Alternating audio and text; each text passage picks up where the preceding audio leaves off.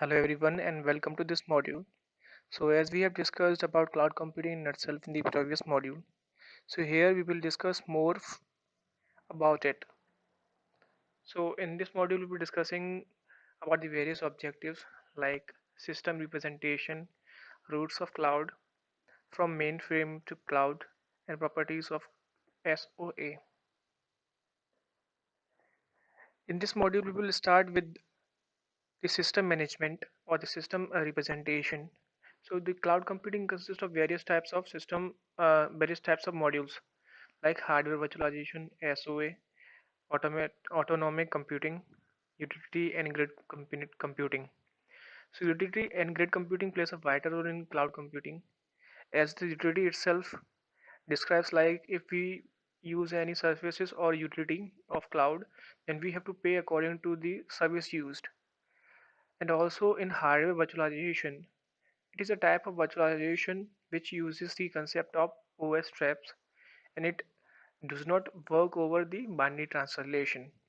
So we will discuss further more about the details about these topics in the next forthcoming modules.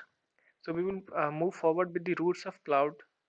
So here are the some roots of cloud like the mainframe to cloud, SOA, web services, grid computing, utility computing, hardware virtualization, autonomic computing, and virtual appliance. So we will talk about from mainframe to cloud.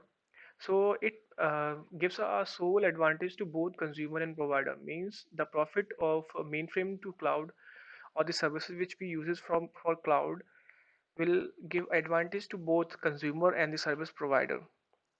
And so also the earlier the provided timeshare mainframes were declined due to the advent of fast and inexpensive microprocessors.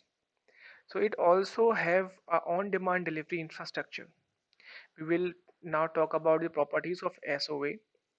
So it is a systematic data representation which have a following structure. Means if we want to go from upward to downward, and if we want to go downward to upward, it is possible. Means if we have data and we want some implementation over it, then we need some services to work upon it, and for services we require a SOA.